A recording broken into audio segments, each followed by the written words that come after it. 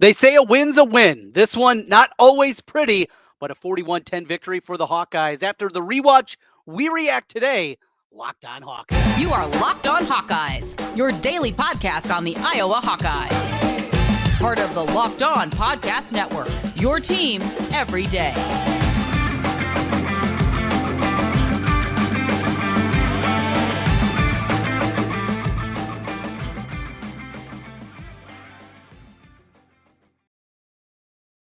Welcome in. I'm Trent Condon, and this is the Locked On Hawkeyes podcast. Thanks for making Locked On Hawkeyes your first listen every day. We're available wherever you get podcasts. You can also find us on YouTube. While you're there, hit that subscribe button. Helps us get in front of more Hawkeye fans. This episode is brought to you by FanDuel Sportsbook, official sportsbook of Locked On. Make every moment more. Right now, new customers can bet $5 and get $200 in bonus bets guaranteed. Visit FanDuel.com/lockedon to get started.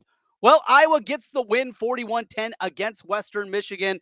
There were frustrating moments of this one, and basically most of the first half was that one, but Iowa ultimately gets the win and moves their record to 3-0, perfect through the non-conference portion of the schedule. We're going to break things down after the rewatch, as I always do each and every Sunday night. Apologies over the weekend, as I've been battling a little bit of illness. You might hear it in my voice, but we'll be back with you, of course, next Saturday night after the Iowa-Penn State game with a rapid reaction to that one. We'll be in your feeds right away. We'll also go live on that one. We got you covered going forward, and hopefully a little bit of this illness goes away. If you hear some pauses, though, during the show today, or a couple of deep breaths or sighs, that's me still battling some upper respiratory issues, but we'll be good to go and happy to be back with you to look back at what we saw on Saturday with the Hawkeyes. Obviously, the big week in front of us as we prepare for the Penn State game. We'll talk about that and touch on that here just a little bit, but open things up and a couple of takeaways from the football game. And as always, it's the most important position, not just in football, but in all of sports, and that is quarterback play. And the quarterback play on Saturday was frankly bad. Cade McNamara, I thought, had his worst game in a Hawkeye uniform, from the inability to stay away from turnovers, the 2 interceptions, including the one late in the first half that drew the ire of Brian Ferentz, to just what we saw throughout the course of the game. We heard all week long that he was as healthy as he had been. He had his first full week of preparation, going through all the practices, working his way back from the quad injury, and I was hopeful that we were going to see more from him. That certainly was not the case. From his indecision that he had late, getting the ball out a multitude of different times, some double clutching, just not believing his eyes, not believing his reads. That was maybe as tentative as we've seen Cade McNamara in the early portions of his Hawkeye career. So I thought that was definitely a frustrating angle of what we saw from McNamara. Just was not sharp throughout this one. There's a first pause right there as we get a little bit of a swig and hopefully working through this illness. All right, from there, McNamara, not great. Wanted to see the wide receivers get involved more, right? We wanted to see more of that. And we saw a little bit more from the wide receiver ranks, but still certainly not what you're hoping for. We saw a couple of catches from Deontay Vines, including the touchdown. That read on top of it, I believe it was Ragaini that was even more open than Vines as he waited for him to clear and saw the safety move over towards Ragaini. Both the guys were wide open on the touchdown pass, and it was an absolute thing of beauty slinging it in there for the touchdown. But wide receivers, just not a whole lot there. 1 catch for Ragaini, 2 for Vines. Seth Anderson had 1 catch and had a big play on the end around. But that leads us to another one of the positives, and that's what we saw out of the run game. Now, it should come as no surprise against the weakest opponent that Iowa faces in Western Michigan that they were finally able to get the run game going. Still, you're left kind of pondering with this team of what it's going to be going forward. Is this something that they figured it out, that the run game is going to get going, or was it just the elixir that they needed against a bad opponent and Western Michigan? That is to be seen. But as good as the run blocking finally was in this game, it went back the other way, and the pass blocking was deplorable.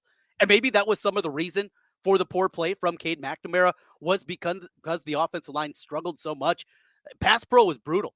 after being very solid the first couple of weeks as the run game was so bad. Now they figure out the run game and the pass blocking goes to crap. I mean, that's where we are still right now with this offensive line, and it's incredibly frustrating that we're continuing to have this conversation as we're 3 games in and they just can't figure out what is happening up front. Definitely a disappointing aspect to this game.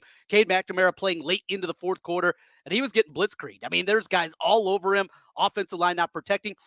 One theory behind this, though, with McNamara and his poor play, being that he was able to go out there and have a full week of practice. He's feeling healthier. He's feeling better. We saw him tuck it and run and pick up a first down.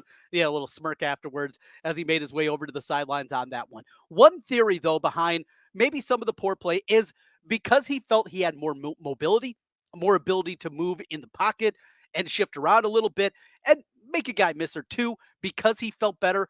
Maybe that led him to holding onto the ball a little bit more. That could be a theory behind it.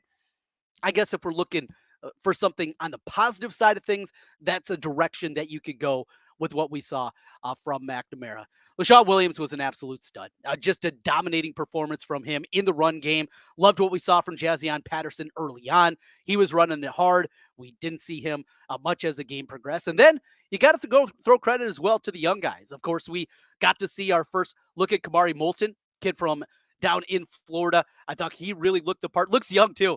See him on the podium after the game, and boy, you can tell this is a young man, 18 years old, maybe 19 years old.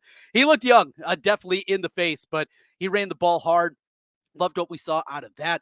The hard running of LaShawn Williams. And it felt like LaShawn Williams maybe was trending towards becoming the third running back and really becoming a little bit of an afterthought in this Iowa offense. He showed that was not the case on Saturday with his performance. With Caleb Johnson dealing with the ankle injury, as we await to see exactly what it is with Jase Patterson there. Not only are they going to need another huge performance coming up this week from LaShawn Williams, they're also going to need, obviously, one of those 2 youngsters to step up. We also saw Washington late in the game. Of course, the late touchdown for Max White.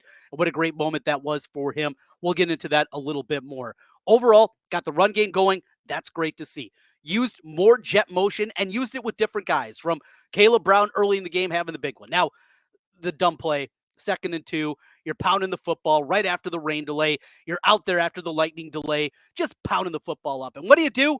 You go jet sweep to the short side of the field. You lose a yard. It's 3rd and 3 instead of the 2nd and 2 that you had. Didn't take a shot to the end zone. No, you have to run that jet sweep play, and you do to the short side of the field. And the next play, Luke Lachey snaps his ankle. Great. Iowa football. That is going to be the stinger, and maybe the biggest impact of the game comes out of the loss of Lachey. What looks to be obviously a season ender, and maybe for him a Hawkeye career ender, depending on how his rehab is going to go. We'll see. Tomorrow on Tuesday, we'll probably get more on this front. We'll be able to find a little bit more out about that injury and the possibility. Is there any chance of him coming back? It didn't look good. You saw the pictures. If you saw the still pictures or just watching on TV, it was ugly. Ankles going one way that it's not supposed to be going. Looked like maybe there was some bone coming out. It was a bad one, no doubt about it. So with all that being said, obviously, hope for the best for Luke Lachey, a great Hawkeye and a guy that is very easy to root for. And we will see on that front. Iowa has depth at the tight end position. That is a good thing. From the offense, we'll jump over to the defense and the special teams. And boy, were they special once again. Love this Hawkeye special teams. They get it done once again. We'll do that as we continue here. Plus, Brian Ferentz. Was the old man protecting his son? We'll talk about that as we continue. Locked On Hawkeyes.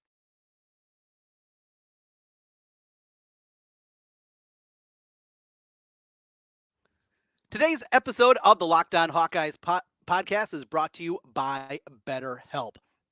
Betterhelp out there helping you out, and we appreciate their support here on Locked On Hawkeyes. There's times you're up at night, you're thinking about so many different things. It might be a relationship, it might be your family, maybe it's your kids or your significant other. So many things that just leave you up, looking around, thinking, and preventing you from being able to enjoy your life. Do you ever have that thought as you're trying to sleep? Your brain won't stop talking. Do your thoughts start racing right before the end of bed or at other moments that you shouldn't be thinking about those other things? BetterHelp is there for you. It turns out one of the best ways to help those racing thoughts go away is to talk them through. Therapy gives you a place to do just that. So you can get those negative thought cycles and find some mental and emotional peace. If you're thinking of starting therapy, give BetterHelp a try. It's entirely online, designed to be convenient, flexible, and suited for your schedule. However, you want to do it. Talking to somebody. Maybe you don't want to talk on the phone. They have so many different ways that they can do that, help you out through your situation. All you have to do, fill out a brief questionnaire, and then get matched with a licensed therapist and switch therapists anytime at no additional charge. Get a break from your thoughts with BetterHelp.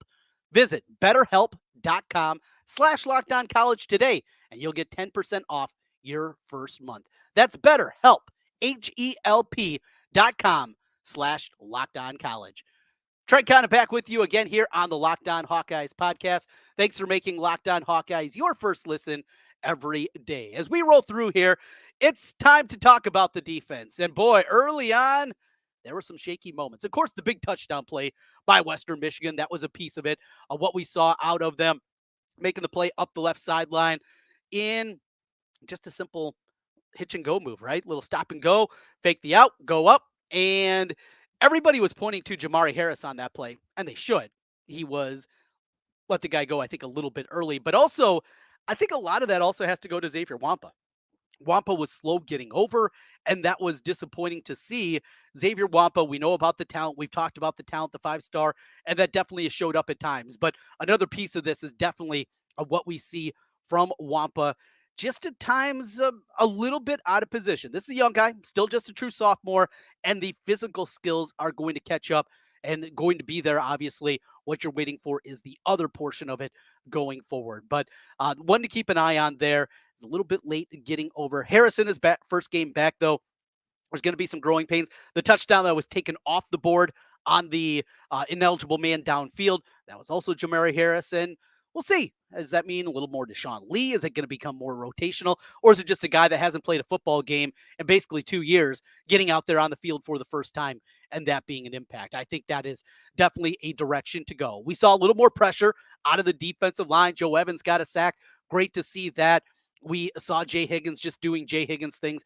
Dude's all over the field. Sebastian Castro almost had another pick six on the screenplay as he just jumped up and fell on top of the ball carrier there. And if there wasn't a whole host of offensive linemen in his way, he might have jumped in front of that thing and went the other way. But just a great play. Love the way that Castro is playing, and he continues to ascend here in his final go-around in a Hawkeye uniform. A lot of positives there. Nick Jackson, still some concerns. The tackle numbers were good. In pass protection, though, still seems a step slow. We mentioned this last week in the Iowa State game where after the first quarter, I thought he really improved, but there's still those moments. He's playing a different position. He's not in the middle like he was before. He's playing outside. He has to play in coverage a whole lot more and still waiting for it all to click for Nick Jackson. Hopefully he can get to that point. Quinn Schulte, he was physical. Love to see that out of him. And, of course, Cooper DeJean. But as we're talking about the defense was good. They were stout. Really liked what we saw. You don't have that prototypical edge rusher. I think at this point, Deontay Craig has been a little bit of a disappointment 3 games in, got the sack in game 1, but overall has not been the impact guy that I thought he was going to be on this defensive line. The depth is definitely there. We saw Ethan Hurkett. He made a couple of good plays. He got sucked in one of them too, but he made some really good plays out there. Had the ball that was a flip back and the pass that went backwards, and they got a big loss on that play. He's been really good. I think at times we saw Allen come into the game a little bit later. He didn't play against Iowa State. The depth is there. I mean, they're in good shape, especially at defensive end. Llewellyn had a nice play. The kid from Urbandale. Overall, this defensive line is deep. Just maybe don't have those outstanding stalwarts we were hoping for up front. Those, first, second team, all Big Ten guys, but the depth is definitely there. And maybe we did overstate this summer just how good this defensive line is. Not to say it's not good, because it's still really good, and it's really deep, maybe as deep as they've ever had up front in terms of sheer volume and number of guys that they can throw out there and be solid Big Ten players. But still waiting for that next jump, right, to get up to that dominant level, and going to need that this week against a really good Penn State offensive line. But as we talk about the defense, we also have to talk about the special teams. The special teams definitely showed up in a big way. I can't remember the number exactly. I heard it on a podcast this morning, but it was talking about the hidden yardage totals from this game. And Iowa outgained Western Michigan by like 300 yards in the hidden. Now, it's basically special teams, it's punting, it's returns, those things. Cooper DeJean was just making them look silly. How about Wetchen coming out there and showing his wheels on the kick return? It feels like Iowa has found their guy back in the kick return game and excited about him. There's some pieces back there. We know the special teams are going to be elite. And then Ontario Thompson, who gets the block punt. He almost had a couple of times before that. Lisa Byington, who was on the call, along with former Hawkeye Anthony Herron. I thought they did a great job of really pointing out beforehand what it looked like he was going to get to the football, and a really good job there. Overall, special teams were elite, and that's what I was going to have to do. If this is going to culminate for this Iowa football team to be great, the offense is better. It's at least adequate. It's not great. I'm not going to look. I'm not going to pee on your head and tell you it's raining. This is not a great offense. It's still not going to be throughout the course of the season. The way Iowa plays and their scheme just does not lead to this being some kind of great offense. But with a solid defense and with elite special teams, this team can still win the West. They're, I believe, the prohibitive favorite now to win the West after what we saw from Wisconsin. They pulled away late against Georgia Southern. That's still a program, obviously, going through transition, changing their identity, and we'll see the growing pains. I think that's going to continue for the Badgers this season. They got a big one Friday night as they take on Purdue. But I think Iowa is still the favorite in the West. They have to go to Wisconsin, though, and obviously the Penn State game coming up this week is going to dictate a whole lot of that. For them to get there, though, these special teams need to continue to be there.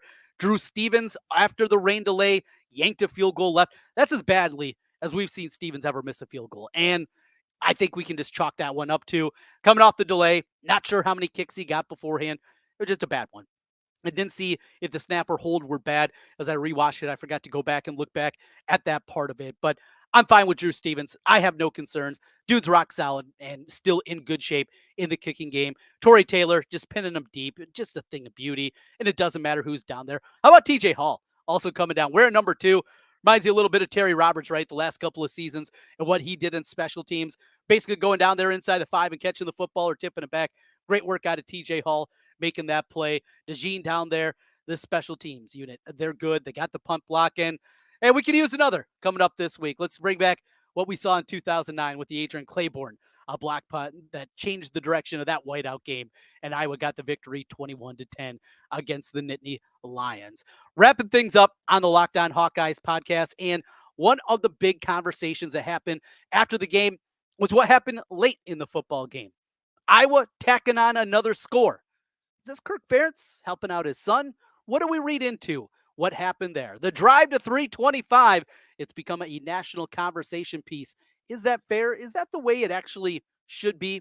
We'll talk about that as we continue. This is the Locked On Hawkeyes podcast. Today's episode of the Locked On Hawkeyes podcast is brought to you by Athletic Brewing Company. Athletic Brewing Company has completely changed the non-alcoholic beer game. They make non-alcoholic beers that actually taste good, full of flavor, and well-crafted, just like full-strength beer. Their brews are great tasting and award-winning and beat out full-strength beers in global competitions. And they have over 50 styles of craft non-alcoholic beer, including IPAs, golden sours, and a whole lot more. All time of day. Doesn't matter when you're doing it. Maybe you're a little bit slow getting going on the tailgate, but you want to enjoy a beer. You can do it with this near beer with Athletic Brewing Company. Working out, got a big workout afterwards. You want to have a cold one, but don't want to get that booze? Absolutely a direction you want to go. No hangovers ever. I love that part of Athletic Brewing. And you can find Athletic Brewing in stores, online, and at bars all around the country. You can find Athletic Brewing Company's non-alcoholic brews at a store near you or just go online, athleticbrewing.com. How about this? First-time customers can use the code LOCKEDON and get 15% off your first online order. That's code LOCKEDON, LOCKEDON at checkout for 15% off at athleticbrewing.com. Near beer, exclusions and conditions apply. Athletic Brewing Company, fit for all times. Trent Condon back with you one final time on the Locked On Hawkeyes podcast. Thanks for making Locked On Hawkeyes your first listen every day as we work our way back. Trying to feel a little healthier, feel a little bit better here. And you know what? An athletic brew sounds pretty good at this time as we're working our way back from a little bit of illness. Well, we will hear on Tuesday from Kirk Ferentz. We will hear from the players as they prepare for Penn State. This is going to be a Nittany Lion team, obviously, that is going to be ready to go after what happened in Kinnick Stadium 2 years ago. The Boo Birds were out. Hand raise. I was amongst them, and it looked like trying to slow down that high-powered Hawkeye offense. And what they do, well, a few guys that were limping around out there and then quickly came back into the game. Now, there was one significant injury, and that's what Penn State fans will clamor about, and they will say that it was all just absolutely wrong, and the Hawkeye fans had it wrong. Oh boy, how loud it was in that north end zone too. What a night. Well, this is going to be different. It's going to be on the road, and expect a charged up crowd out at State College. Before that, though, final thoughts on the Western Michigan game and what we saw late in the football game after Iowa gets a stop on fourth down. The backups are in. Saw a bunch of new offensive linemen out there. Saw Max White, who also played a little bit in the first half of the game with all the injuries at the running back position. Saw him out there, and he's in there. Deacon Hill's running the quarterback. Made a beautiful pass on the little slip play and the skinny post up the middle. A seam route there. Just a thing of beauty. Put it on the money. Love to see that from Deacon Hill. But final moments of the game. Fourth down. One more shot. Does Iowa put a knee on it? Does Iowa kick a field goal? Or they go for the score? They went for the score, and Max White darted into the end zone. Now, this is a great thing. A guy that his dad, well-renowned coach in Eastern Iowa for a long time. A family that obviously has connections to the program. Dad sent a lot of guys to the University of Iowa throughout the years. And that moment was great. Unfortunately, it turned into a moment where everybody made it about the 25 points per game. And this is just Kirk trying to run it up and help out his son and do those kind of things. You're dead wrong. You just are. That's not what this was. Iowa football has done this a ton. And in fact, before my radio show today, I went out there and I just grabbed a couple of past seasons to find different years that this kind of thing happened before. In the final minutes of the game where Iowa tacked one on. I went back to 2003. Happened 2 times that year. Iowa ending a 5-game losing streak at Iowa State that year. What do? Couple minutes left. Marcus Schnorr runs it in for a touchdown. That same year, Iowa's up 34-10 against Illinois. With 3 minutes left, Drew Tate throws a touchdown pass to make it 40-10. 41-10 was the final there. Then I looked more recently, 2015, same thing. Against Iowa State, against Purdue, they continue to play. That's what you're doing. This was not Cade McNamara and the starters out there. That's not what this is. You need reps. You want to see these guys out there. And Max White, he might become a more important part to this team with the injuries to Jazion Patterson and to Caleb Johnson. You want your young offensive lineman to see, is there anything out there? Saw Tyler Ellsbury, a guy that's a former starter. Does he have anything out that he can help out this team? These are the things that happened. 2018, Iowa did it again. Mekhi Sargent ran in a 2-yarder with 1:27 left. Iowa does this. This is not a one-time thing. This is not about just helping out Brian. Look, I think anybody that listens to the show understands that I am no fan of Brian Ferentz, and I'm not going to defend him unless it's absolutely necessary. This is a time you can't go after him. You can't go after Kirk. You're playing a game. You play 60 minutes, and they played 60 minutes. I have no problem with it. Keep piling it up. And if you got a chance this week, do it again. You got a chance against Wisconsin or Minnesota or Nebraska. I don't care who it is. Keep piling up the points. Keep going. That's where I am. I think you're dead wrong if you think this has something to do with that.